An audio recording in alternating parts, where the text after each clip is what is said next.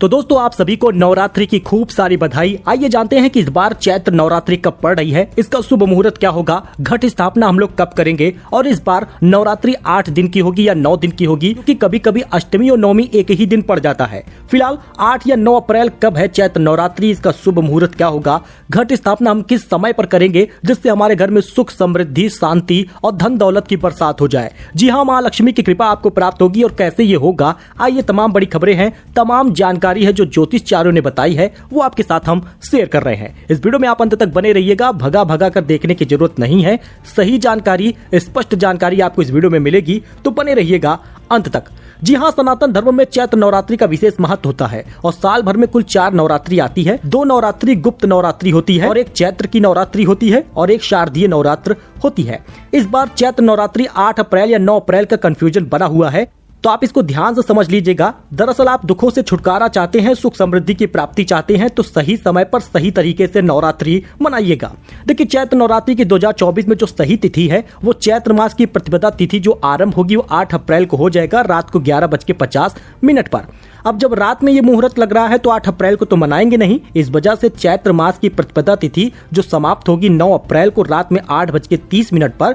यही कारण है कि 9 अप्रैल को उदया तिथि के अनुसार चैत्र नवरात्रि मानी जा रही है और 9 तारीख को ही चैत्र नवरात्रि की शुरुआत होगी। इसी दिन घट स्थापना भी होगा और इसी दिन से लोगों को व्रत रखना है, चाहे आप पहले दिन और आखिरी दिन का रख रहे हो या फिर चाहे आप पूरे 9 दिनों का रख रहे हो। ध्यान दीजिएगा कि चैत्र नवरात्रि 9 अप्रैल को रहेगा मंगलवार के दिन। अब कलश स्थापना का मुहूर्त क्या है? बहुत लोग कलश स्थापना कहते हैं, बहुत लोग घट स्थापना कहते हैं। इस बार घट स्थापना का जो मुहूर्त है वो सुबह 6:11 पर शुरू होगा और 10:23 तक रहेगा, यानी कुल 4 घंटे का समय आपको मिल रहा है। जब आप घट स्थापना करेंगे विधि पूर्वक करिएगा, बहुत समय है। और साथ ही आपको बता दें, बहुत लोग दोपहर में कर पाते हैं क्योंकि उनको समय नहीं मिल पाता, कुछ लोग बाहर होते हैं जो घरों में नहीं रहते उस समय मौजूद।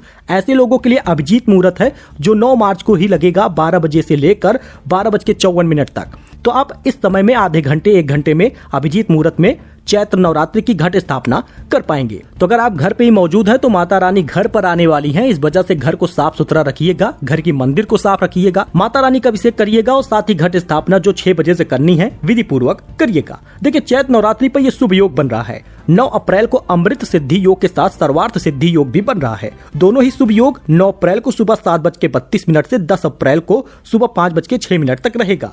तो इन 2 दिनों में आप मन पूर्वक ध्यान पूर्वक माता रानी की पूजा करिए, यही सबसे बड़ी कृपा आपको मिलेगी। देखिए, चैत्र नवरात्रि में जो पूरे 9 दिनों की माता रानी की पूजा होगी, साथ ही कन्या खिलाने का जो समय होगा वो आप जान लीजिए। देखिए, 9 अप्रैल को तो चैत्र नवरात्रि की शुरुआत हो रही है, इसी दिन घट स्थापना होगी मंगलवार के दिन और माँ शैलपुत्री की पूजा होगी। 10 अप्रैल को ब्रह्मचारिणी जी की पूजा होगी। 11 अप्रैल को माँ चंद्रघंटा की पूजा होगी। चौथा चैत्र नवरात्रि 12 अप्रैल को होगा, माँ कुष्मांडा की पूजा होगी। इसी प्रकार से आप लगातार पूजा करते रहेंगे, माँ का व्रत करेंगे, चाहे आप पहले दिन और आखिरी दिन का रख रहे हो, चाहे 9 दिनों का रख रहे हो। रोज शाम को संध्या आरती आप जरूर करिएगा।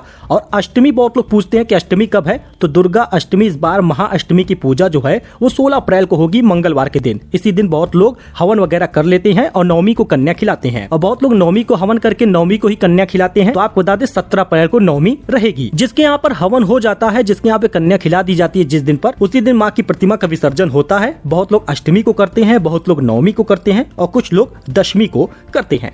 तो 16, 17, 18 अप्रैल जो है वो अष्टमी, नवमी और दशमी होगा इस बार, यानी पूरे 9 दिनों की नवरात्रि होने वाली है, 8 दिन की नहीं होगी। घोड़े पर सवार होकर आ रही है माँ दुर्गा, इसका मतलब यह है कि किसी न किसी वाहन पे जो सवार होकर माता रानी आती है तो उसका मतलब भी अलग होता है। और माँ दुर्गा घोड़े पर सवार होकर आ रही है, यानी कि चैत्र नवरात्रि मंगलवार से शुरू होगी और माँ दुर्गा घोड़े पर सवार होकर आने का मतलब है कि इस बार सत्ता में परिवर्तन होगा। और व्रत के समय शांत रहिएगा, किसी की बुराई, किसी की निंदा भी नहीं करनी चाहिए। आई होप कि आपको मेरी जानकारी पसंद आई होगी, जो मैंने आपको दिया है, जो स्पष्ट जानकारी है, ज्योतिषचार्यों द्वारा बताई गई जानकारी है, वो मैंने आपके साथ शेयर किया है।